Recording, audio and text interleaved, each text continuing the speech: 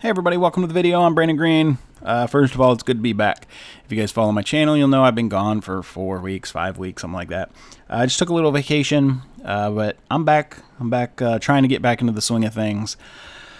Today I wanted to cover one specific tool that's in a lot of digital software that you guys are using. It's a tool that I think is the most feared tool in the digital world. It's avoided by so many artists like the plague, especially new artists. Its name and its little icon incite confusion and frustration, and if you are brave enough to go try it, you find out real quick that it behaves nothing like you would expect a pen tool to behave. That's right, we're talking about the pen tool. It's just a confusing tool, and my best guess of why it's so confusing is because it's called a pen tool, and people just expect a pen tool to behave like a pen, and that's not really what it is. The pen tool is just the name it's been given. It really is a Bezier curve tool. It creates Bezier curve. So let's talk about what a Bezier curve is first, and then we'll get into how the pen actually works. A Bezier curve is a mathematically defined curve. It consists of 4 points. You have 2 anchor points. I'm going to draw this for you. And I'm drawing it with the brush tool. I'm not using a pen tool just so you guys can see it, so it's a little larger. So you have a starting point and you have an ending point. That defines kind of the length of your curve. Those are called anchor points. And then each anchor point has a handle to it. And the handle kind of sprouts off and has a little node at the end of it. Okay, this node is what is called the handle. Those handles control the shape of the curve. The anchor points control the length. These handles control the shape. So in between these 2 anchor points is a line, and that line is the curve. That's what you're actually making. The 4 points are just part of the formula. So the curve is the actual thing we're making. These things control the shape. This controls the length. Okay, that's what a Bezier curve is. Okay, so how do we actually use the pen tool? Now that we know what the Bezier curve is, how do we create them with the pen tool? I'm in Illustrator right now. It doesn't really matter. The pen tool kind of behaves the same in any software you're in. There are some differences. There are some major differences, some subtle differences, but for what I'm doing right now, I'm in Illustrator. But as far as the controls go, as far as how to drive the car, the pen tool car, everything should be the same. I'm going to start off with just some straight lined shapes. We're going to eliminate 2 of the points of the Bezier curve, being the handles. We're just going to work with the anchor points, and since there are no handles, there is no curve to it. It's just a straight line. So you can hit P for your pen tool. If you don't know how to pull the pen tool up, you can also, in your tool panel, it's this one right here. It looks like a little fountain pen. You can click, and that plots your first anchor point. You can see just in the little diagram, it's a square. And those are anchor points. From there, you can just continue to click, like connect the dots. And it'll draw a straight line to each anchor point. Can't think of the words. And then once you want to close your path off, you can just hover over the very first anchor point you drew, and you'll get this little circle at the bottom right of your pen. And that means you're about to close off the path. If you click right there where that circle, when that circle pops up, that means you're closing off the path, and now you have a complete path. Okay, so I'm going to delete that. That's how you make straight lines a straight line shape. Now you can kind of use your imagination and decide what you could make with that. You could make stars or squares or trapezoids or whatever. I'm actually just going to make a square. So I'm going to get my pen tool. I'm going to click to make my first anchor point. Now I'm going to hold down Shift, and Shift constrains me to 45-degree angle. So even if I click down here, it's forcing it into a straight line straight across. So I want that just because I want to make a fairly perfect square. And that's pretty good. Okay, so that's my square. I've held down Shift. I've completed my path. The Shift helped me make nice 90-degree angles. And now I have a complete square shape. I've officially made something with the pen tool. From here, I could change the color, and I could change the fill, I could change the stroke color, I could change a lot of things. I could, I have a square to manipulate as I want. Okay, so now let's go into make something with an actual curve. So let's just talk about how to make a curve first. I'm going to grab my pen tool. I'm going to just click and make an anchor point just like we did with the square. And then the next one, I'm going to click, and this is how you make a curve. You click and then you drag, and that drags out the handles. These, as you can see, control the shape of the curve. It's no longer just a straight line.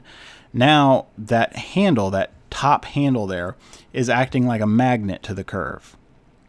Okay, that's how you shape the curve. And I haven't let up at all. I'm just still dragging from that click of that anchor point. So that click plots the anchor point, and then as you drag out, you're actually plotting where your handles are. Right away, you'll probably notice that when you drag out your handle, it drags out another handle in the opposite direction. Now, the reason it's creating two handles like this is because it knows there's another curve coming, and it's actually doing that. You'll notice it's in the same length and it's in exactly opposite direction. That's to make the smoothest transition possible to the next anchor point. It knows that you're going to want a smooth, or it assumes that you're going to want a smooth transition there. So as I click over here, you can see now that handle has affected this new line. So you also notice, and I mentioned it before, that as I click and I drag, my cursor is actually dragging the future handle, right? The next curve's handle. The reason for this is just so you don't have to keep doubling back on your shape as you move. It's kind of just to help your workflow. So if I want to make just a shape, I'm just going to make some random squiggly shape.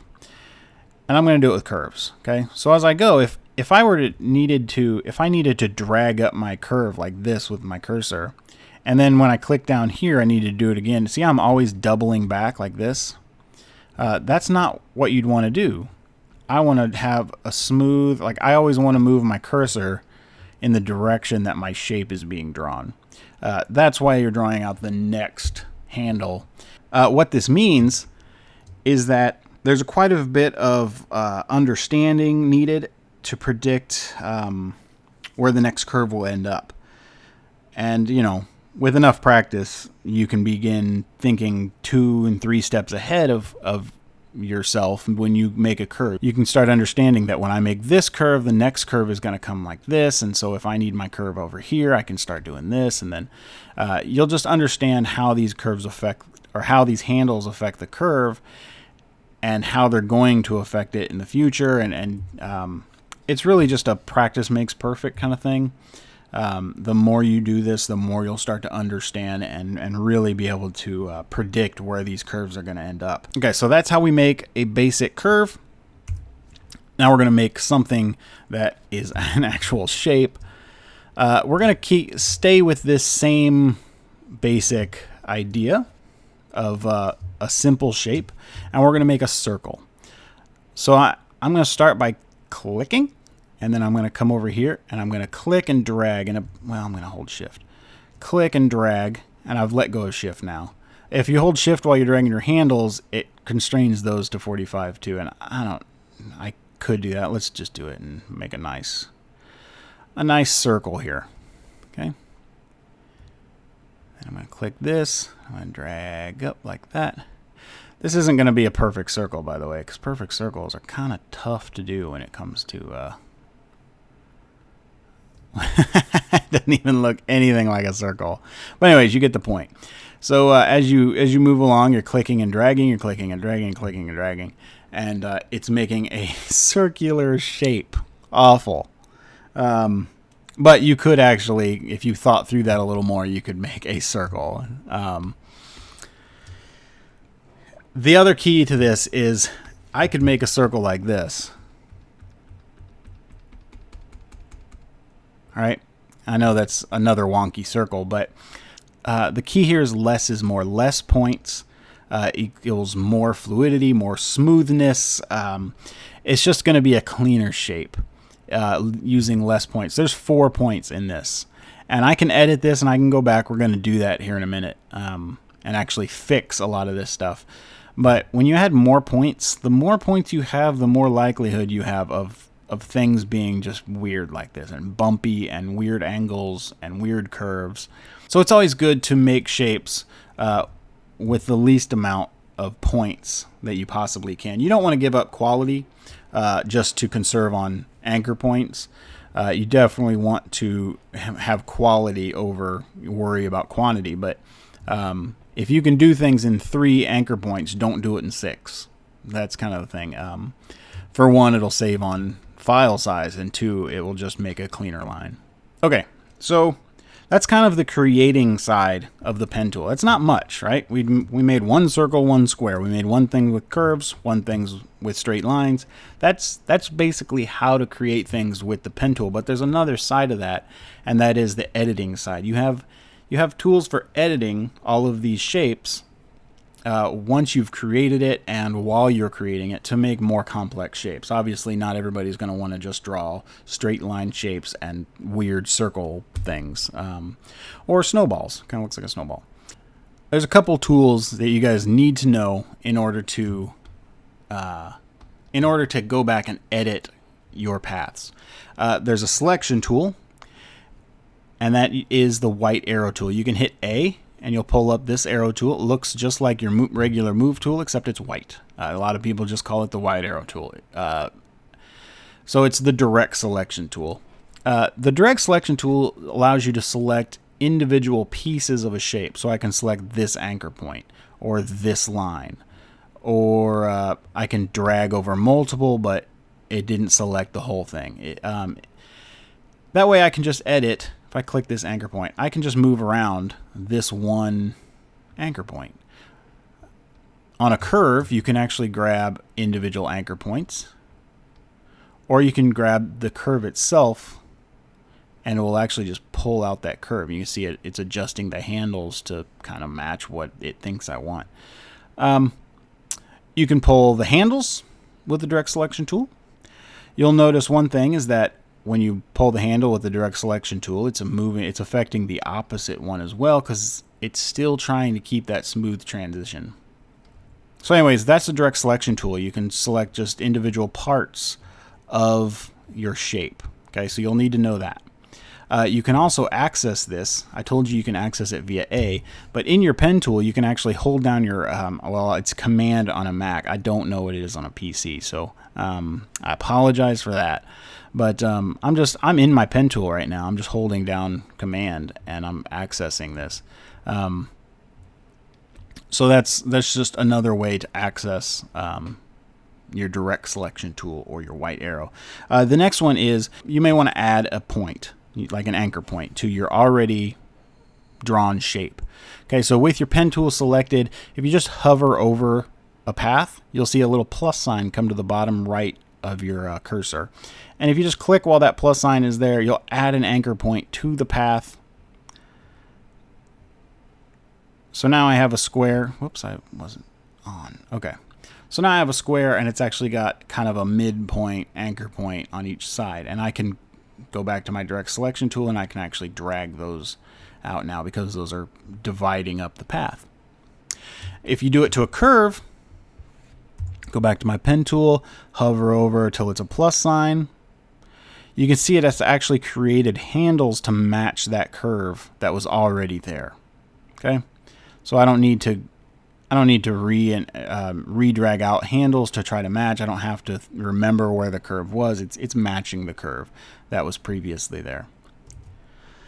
So there's also a point, if you can add anchor points, there's a good chance you might want to take them away too. So with your pen tool selected, you just hover over an anchor point that already exists, and it'll turn into a little minus sign. You just click, and it will delete that anchor point and the handles associated with it.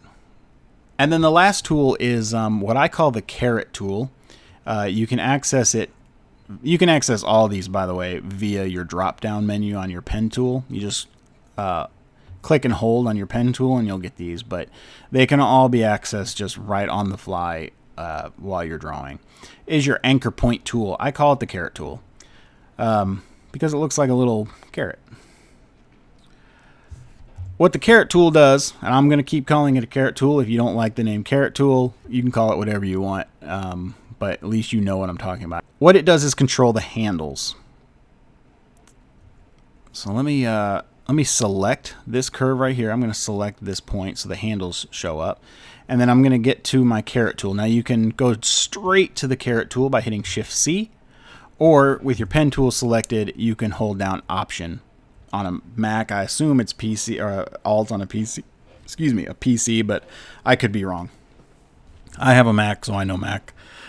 What this does is control your handles. Now, remember how the direct selection tools controlled both ends? It controlled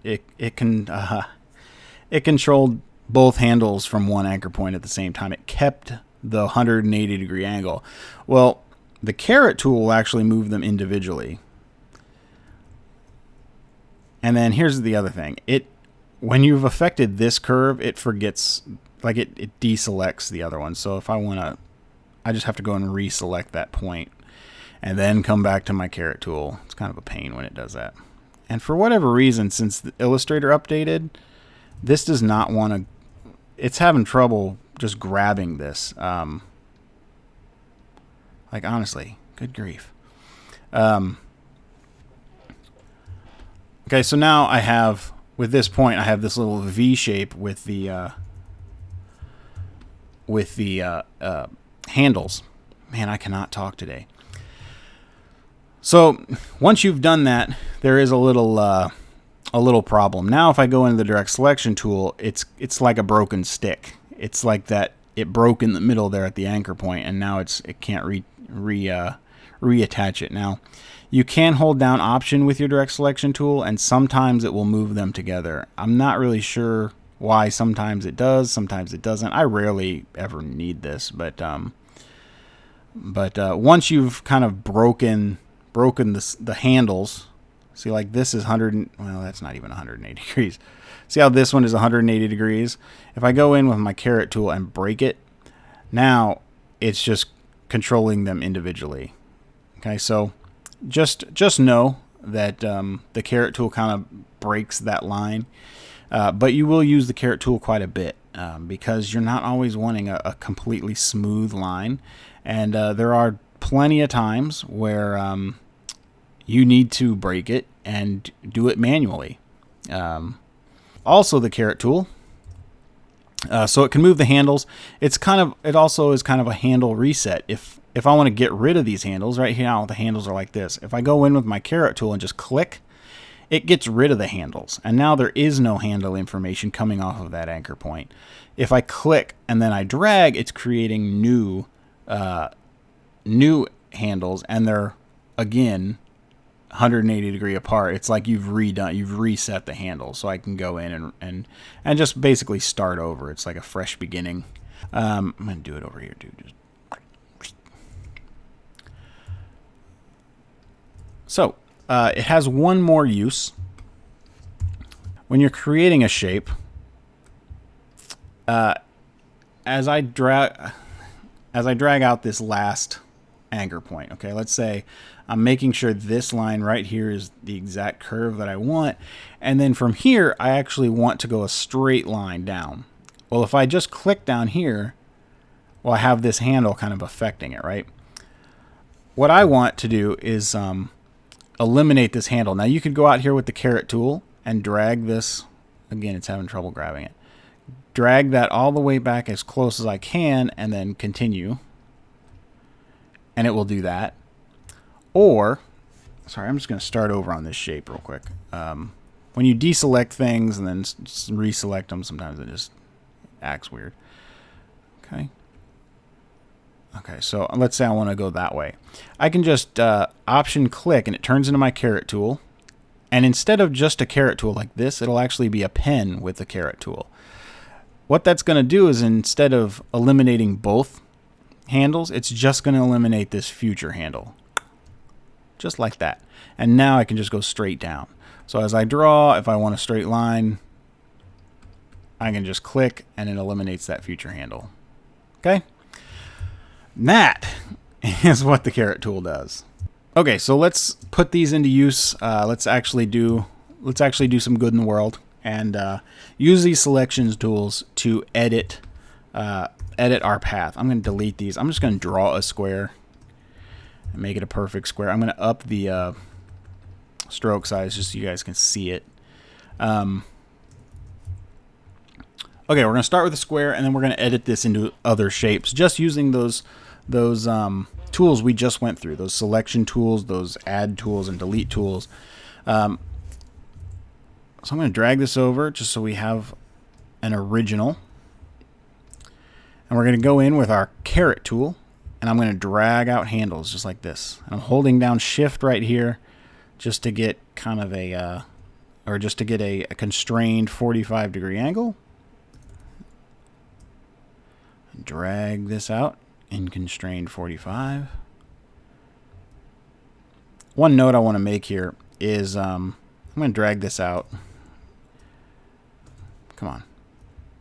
You notice if I go this way, it's like it's the opposite direction. It's because the path has a direction to it. So if you find yourself making a loop rather than smoothing out your line, just go in the opposite direction. It's just because you're it's like going against the grain. Okay, so now I've given this, I'm going to redo this. Man, there's some problems with this. Illustrator, ever since it did the most recent update, has had some issues. So now I've made a circle out of that square just by editing each anchor point. See, the anchor point's the same. I still only have 4 anchor points, and yet I have a pretty nice circle. You know, it's not perfect, but it's pretty nice. I'm going to drag this over. And we're going to edit these individual. I'll edit these individually. Okay. Actually, I'll just do this because that gives me the direct selection tool kind of use. Okay. See how we're editing this? I mean, see how we've taken this from a square to this? We're not even adding anchor points or anything. We're creating entirely new shapes just using these editing tools. Drag this in, drag this in, if I can grab it. That's going to be the death of me. Just using my caret tool here and dragging in these individual handles. You can see now all the handles are actually in the middle. When I had that selected, you can see them all here. Let's make a star. So now I've got my pen tool. I'm going to hover over and make a path right here. That's going to make the points to my star. I'm going to use my direct selection tool and drag out my points where I want them. I'm going to go in with my caret tool, and I'm actually just going to click on each one of these to take away those curves. I don't want curves on this.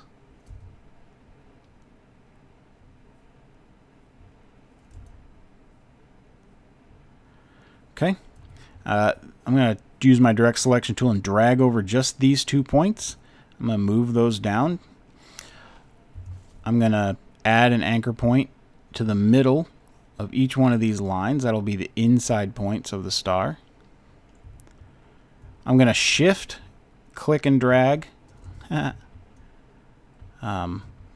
Click and drag, shift, click and drag, shift, click and drag over each one of these. And I'm going to hit the scale. I'm going to hit S for scale, and it's just going to scale in those points. And now we've made a star. So just by adding a few points, I've turned a square into a star. Okay.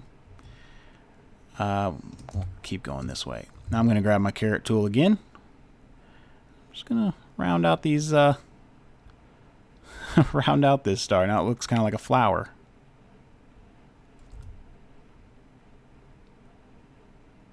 Okay. So now, let's take that flower and we'll turn it back into a square. I'm going to zoom in so you guys can see this. So we know we'll try to use the same points. I'm going to delete this point. I'm hovering over with my pen tool, minus key, or the little minus symbol pops up. Just make sure that I leave 4 points. So I have 1, 2, 3, 4. And drag this one in. Drag this one in. I'm just kind of eyeballing this, by the way. Okay, I'm going to grab my caret tool. Click, click, click. Just eliminating those handles by clicking. And now I'm just direct selecting each anchor point, just dragging it kind of to be straight. You know, I'm not gonna worry about aligning these perfectly. I could go up to the align panel and stuff and do this. But for the sake of just editing these shapes, I'll just eyeball it.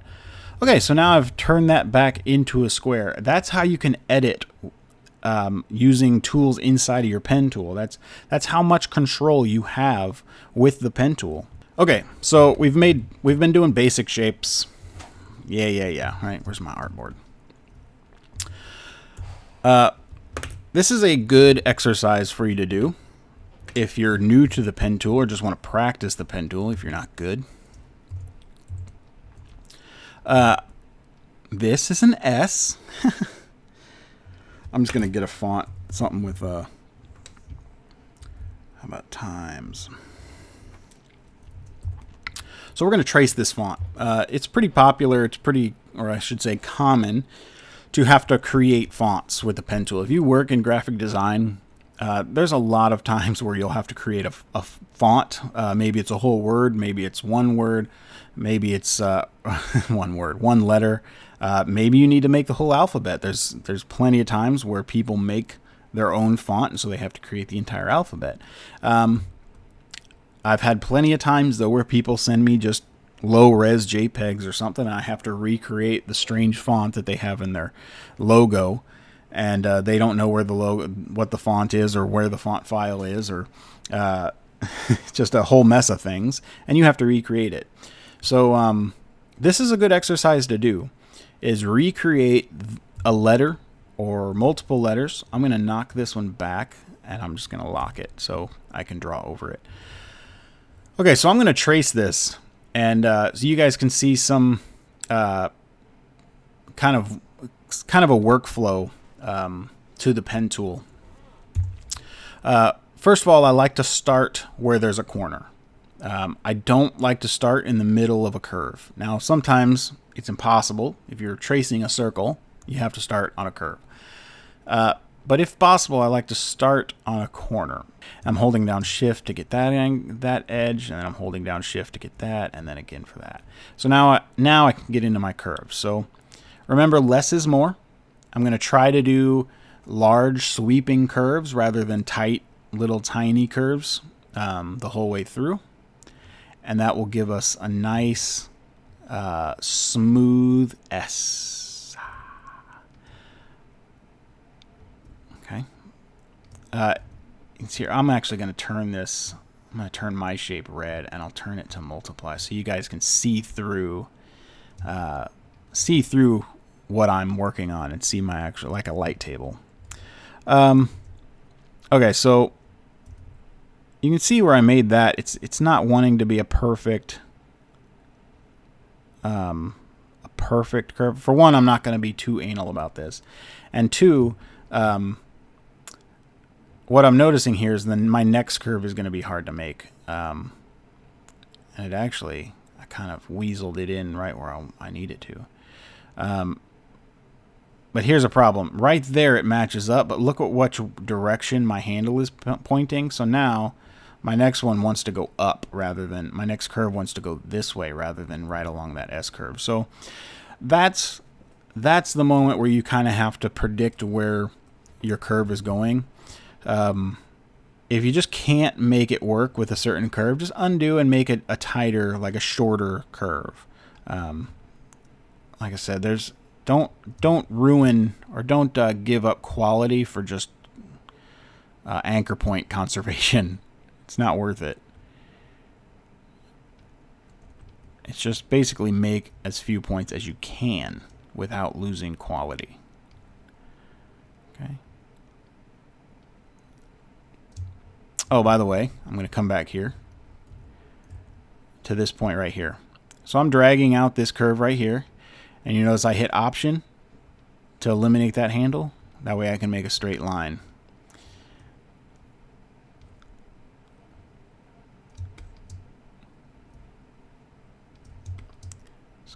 continue along, dragging out, looking at the path, trying to get something. See, that wasn't going to work. Like, it's hard to explain why that's not going to work. For one, it's not even on the path here. I'm missing it. And two, this is so long, like I can't make a great next path while still hitting this. So I'm just going to shorten that up. I'll make 2 points rather than 1. It's fine. Then I'm going to close it off and just drag that up. There you go. And now I've made an S. I have a font, sort of. I have a letter of a font. I have a shape that I've made successfully with the pen tool. So those are the basic controls of the pen tool. Those will work in any software. Those will work for sure in Illustrator and for sure in Photoshop. The real big difference between Illustrator and Photoshop is kind of what the pen is actually doing. Like in Illustrator, the pen makes a shape. It makes, well, most of the time, it makes something with a fill color and a stroke color, or maybe a fill color, no stroke color. But the point is, it's making a shape. If I hit print right now, that S is going to print, and it's going to print red. Whereas in Photoshop, I'm going to jump over to Photoshop so I can show you. Watch this masterful S, by the way. If you can't tell, that's sarcasm. It was something like this. There you go. Okay, so now that path, I've just created that path in Photoshop. It is not on my canvas at all. You can see in my layers panel over here, nothing. If I hit print right now, it will print a blank sheet of paper. What it's done is it's actually created a path. It's like an imaginary line. I can use that path and I can make a selection and then I could fill it, and that fills my canvas. That actually paints on my canvas. I can go back and I can stroke the path with several different options. Okay, I'm not going to go through all the different options of what you can do with a path, but there's different options for it. It's definitely useful. If you're wanting to clip out products, Photoshop is great for that kind of stuff. Photoshop, the Photoshop path is kind of a whole system in its own. It's a whole tool in its own. But the way you build that path is with the pen tool, and the pen tool works the exact same as it does in Illustrator. I assume it works the exact same in every Adobe software. The two I am most familiar with, obviously, is Illustrator and Photoshop. So now you guys should know how to use the pen tool. From there, you can explore what you can use the pen tool for, different uses for it. I hope you guys feel a little more confident about using it. Those are the basic controls, and even some not so basic controls. That's how you can draw and manipulate things with the pen tool. I use the pen tool from everything from making silhouettes that I can paint inside of to actually drawing each individual line for an illustration. You can do logo design with it. You can do font design with it. There's just so many uses for the pen tool because it's such a solid tool for making good, clean line. So anyways, go practice, grab a font, trace it. That's a really, really good exercise to do. Anyways, thank you for liking and commenting, and thank you for subscribing, and just thank you for everything. You guys take care. Have a good week. Bye-bye.